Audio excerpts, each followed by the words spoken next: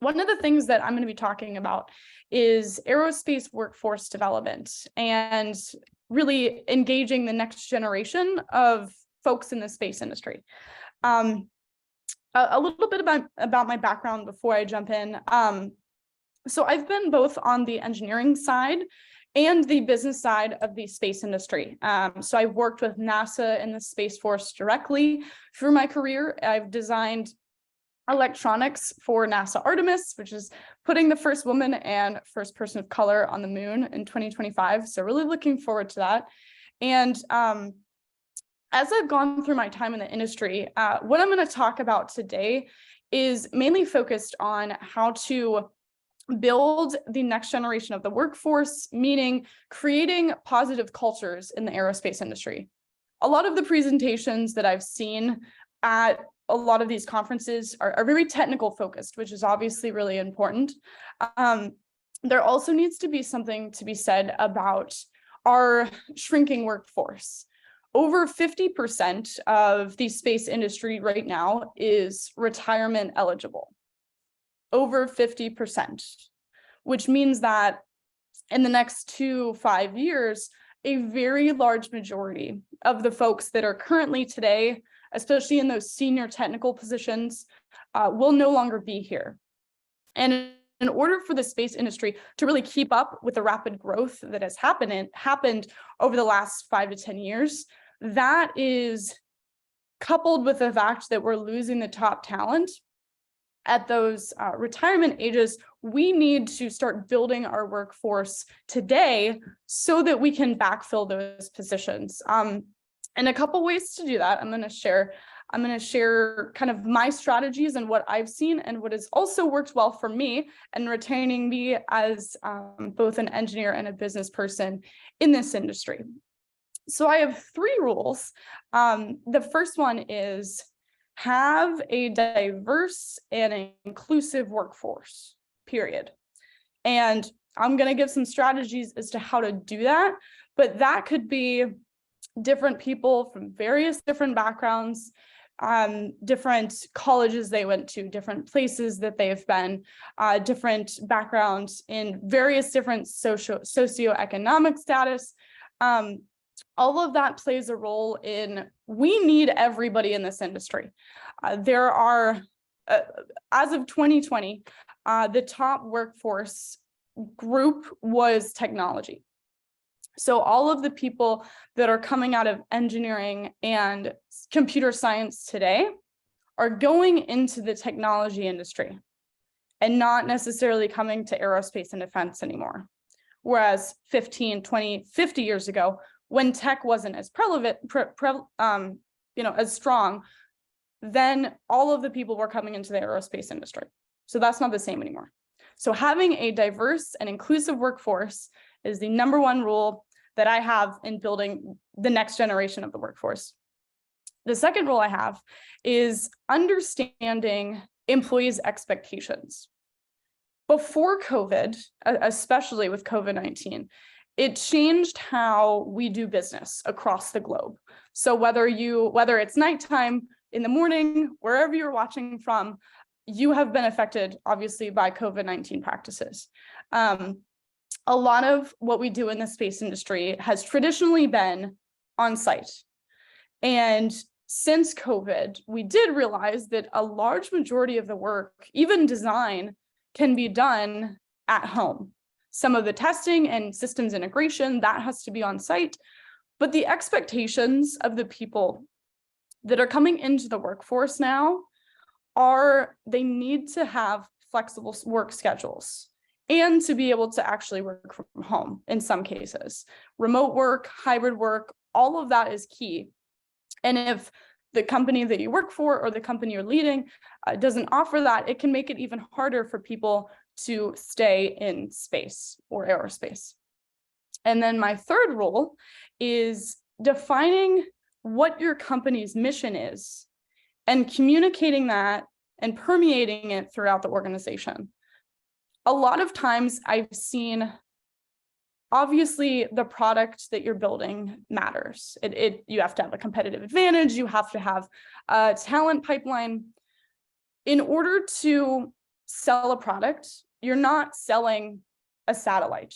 You're not selling a rocket or a launch.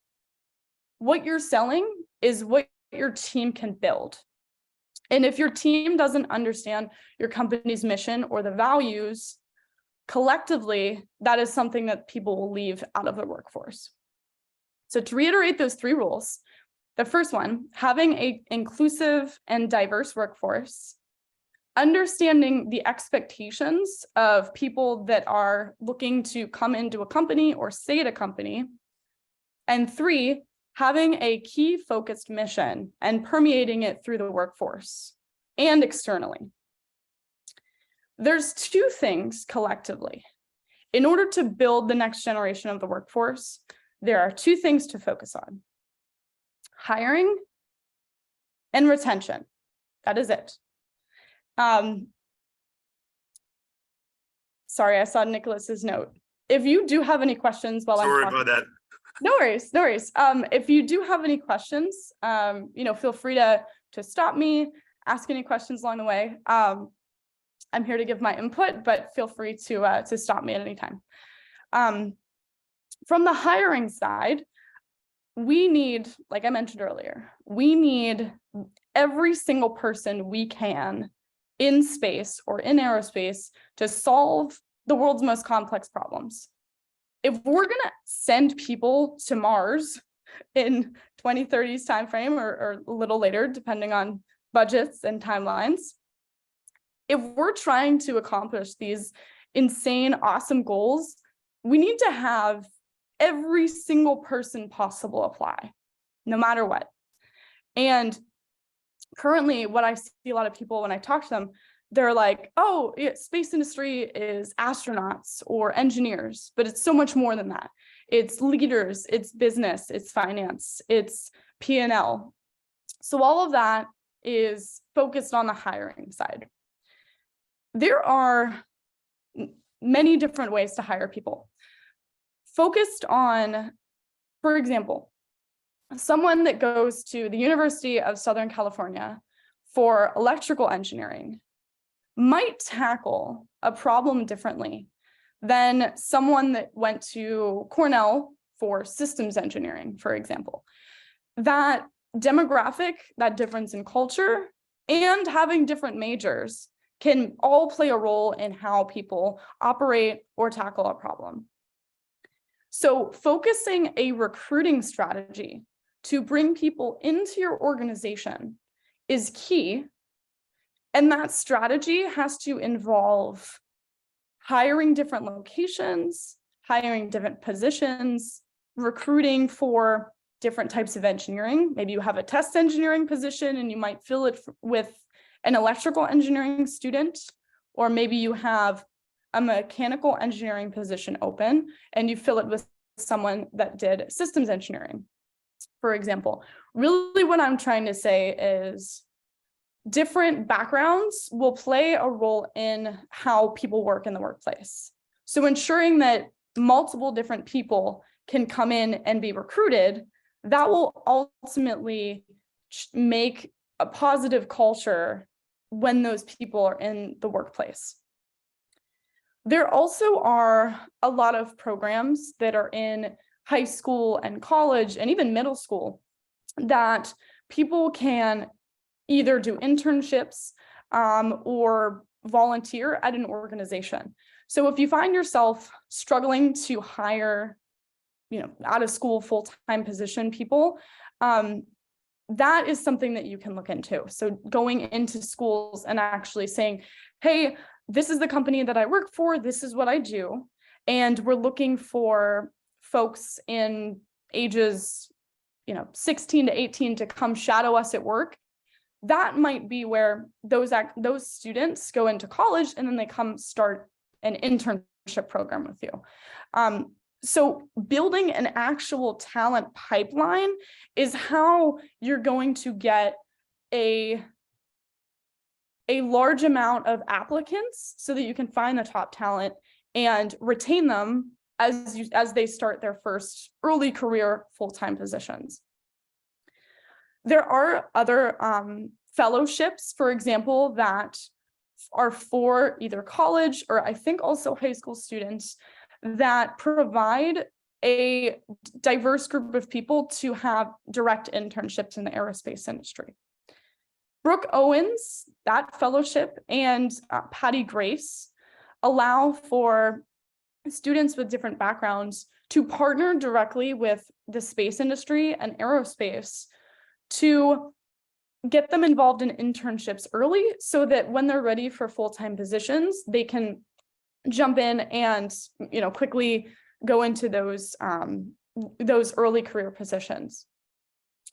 And lastly, the overarching message when it comes to hiring people is key.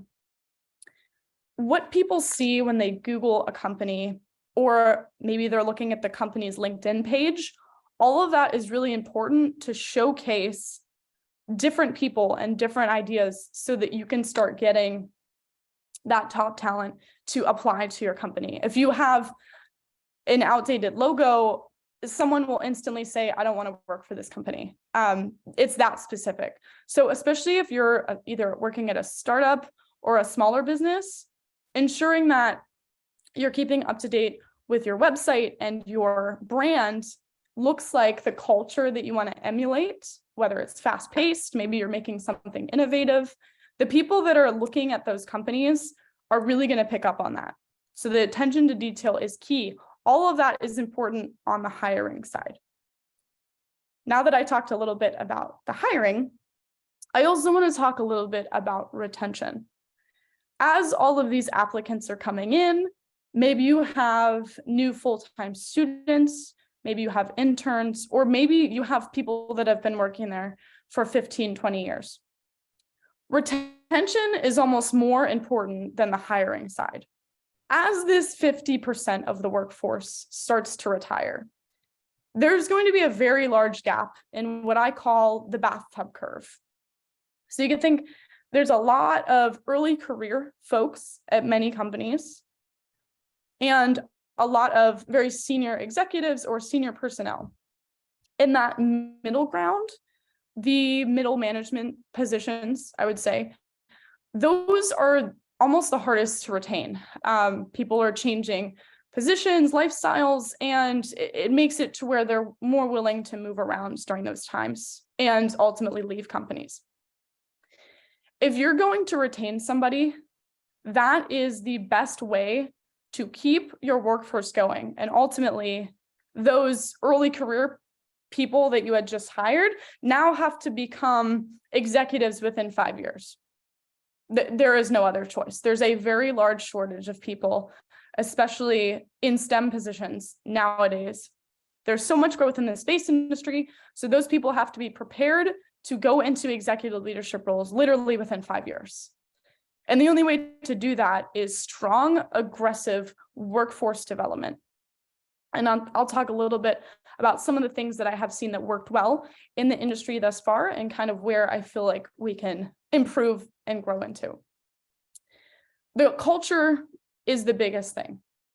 If you haven't talked about culture in the workplace in the last week or month or year even, openly talking about culture is the number one thing that I've seen work really well in focusing people, getting people excited about the work they do, and also setting expectations about how people are going to work in the workplace. If that culture is talked about consistently all the time, that can really make people, number one, feel comfortable, and their output and performance can increase dramatically as a result. That is the highest possibility or probability that someone will be retained in the company that they work for. And kind of going back to those, I think the second rule that I said in the beginning is the expectations of how people work now have changed, whether it's for COVID or it's just different in the workplace today. Communicating and allowing for flexibility really helps people For example, I'm a hybrid employee. So I work sometimes at home, sometimes in the office. And that gives me a ton of flexibility in order to do the best at my job. I can work really anywhere and still get all of my tasks done. There are many positions in the workplace today that you don't have to work 100% in the office. Also, the timeline in which you work. Some people work really well 9 hours a day, every other Friday off. Some folks work really, really well at 2 a.m. in front of a television show. That is something that if the culture of the company allows for that flexibility, that is something that is a strong benefit for people coming into the workplace today. And their expectations are that they're going to be able to have that flexibility, whether it's working remotely a couple days a week, or if it's, they want to travel during work, or if they work really well in some hours of the day. All of that is going to help more people stay in the industry if that is provided as an option. So that work-life balance is really the ultimate goal that the space industry needs to have in order to retain those top talented folks. Mentoring is, I think, the largest, most important reason why, for example, I stayed in STEM as long as I did, was my mentors were fantastic. And mentoring, when it comes to mentoring either junior personnel or being a mentee, getting mentored by somebody else, if your company or you yourself doesn't have a specific mentoring program, I would highly recommend doing that. Selecting people, pairing them up with different folks. I would highly recommend different types of mentors, some middle management, some executive, some in business, some in STEM, some in engineering. A very diverse group of mentors really helps guide, and you can learn something from everybody. Sitting down and actually having, whether if it's an informal coffee date, or if you're actually sitting down next to someone, teaching them some type of skill, if it's technical, if it's non-technical, spending time with the next generation of folks in your organization is the number one reason why people stay. I know that it takes a lot of time and effort to sit and teach someone something that maybe you've done for 10 years, 15 years, even 2 years. They will learn the best if you sit down and take the time to mentor them. Mentoring isn't just, it can't be forced. It has to be where you're sitting down and learning what that person can give and vice versa, and building a relationship with that person so that they can really feel welcome in the organization, and then give them enough to go off and learn for themselves, and then grow and eventually either learn that skill or grow in that area. That is so key. I've seen way too many people in the aerospace and defense industry who come in right out of college, or maybe they're here for a year or two, and they feel a disconnect in not knowing what they don't know, and they don't have that oversight from either the senior folks or people on their team, and then they end up leaving because they feel like they haven't learned anything, or maybe they didn't realize, the team didn't realize how capable they were, and then they walked out the door without really showing their potential, if you will. So mentoring is huge when it comes to retention.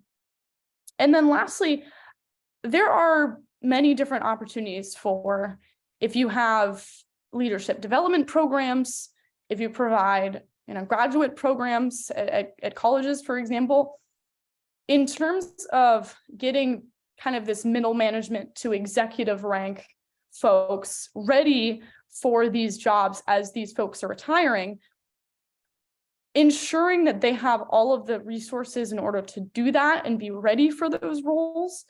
That could include executive graduate certificate programs outside of work, leadership development programs inside of work. So if you don't have that in your organization, that might be something to look towards. Or if you are interested in gaining more experience, having opportunities to go into a leadership program that might, maybe you're an engineer and you want to learn program management, or on the business side, profit and loss.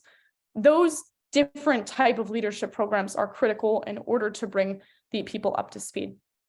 I know I only have 5 minutes left, so I did want to open the floor to questions before we close, but highlights of today and kind of what I want to focus on is having a diverse and inclusive workforce is critical for the aerospace industry. And the only way to do that is to hire a diverse pool of talent and retain them through mentoring, giving them good opportunities, leadership programs, and other culture discussions. And also making sure that a wide pool of talent is pulled into the industry is very critical. With that, I see a couple questions in the chat. Nicholas, do you mind if I just kind of read them out loud, or do you want to? Sure, I will read them out for you. Sure. So there's a question from Enrique, and he's asking, in your opinion, which part of the work in the aerospace industry will be taken over by artificial intelligence? And where should we focus our efforts to educate future engineers and scientists? So I would say that I don't see a ton of jobs going away from AI. I think that AI can supplement those different type of positions, but I don't think that it's going to completely remove those positions. I would say I would focus on a lot on the machine learning and I'm trying to think of the word, model-based engineering and digital engineering is going to be critical in order to develop some of these really large constellations and complex systems. So I would say that getting either a systems engineering background or pairing it with some type of research for model-based approaches is going to be the biggest growth area I see. Perfect. And the second part of the question is, where should we focus our efforts to educate the future engineers and scientists? So that was the second part of the question. Yeah, I would say that in terms of making sure that, like, a lot of simulations are needed for a lot of this new architecture. And like, for example, in order for technicians to understand how to put together a spacecraft, they do it wearing VR glasses previously, and then after they learn how to do it in VR, they go do it on the actual spacecraft. So model-based systems engineering, simulations, and digital engineering, I see, are the biggest growth areas that engineers and scientists should focus on. Perfect. So thank you for that. And I have another question from my side to you, Rennie. Sure. Rennie, as you've been focusing again on the very important aspects, which is the workforce and just the companies themselves, as we see now, they're failing pretty much to retain employees, and we see all the time, individuals changing jobs, even like the senior positions, and even the co-founders are leaving the companies and so forth, Yep. right? That's happening now, especially now with the recession that's currently taking place as well worldwide. Yep. So how important do you believe it is that the companies clearly communicate to the new coming individuals their company values and the culture of the company that they have? So how important do you think that is? Just so that the individuals have the right expectancy when they're applying for the jobs. I think that that's very critical, because I've seen people not figuratively jump off a bridge for their team and their company because they care about the mission and the culture is positive. If a company, especially with companies that are growing very quickly, and a lot of like new space startups that I see, they just hire a bunch of people and then they say, like, go work. And if you don't have that connection with your team, or the connection of the mission that whatever you're building in the industry is going, or what it's doing, or why it's important, if that's not vocalized consistently, not just the day that you're hired, but in everyday conversation, people can walk right out the door.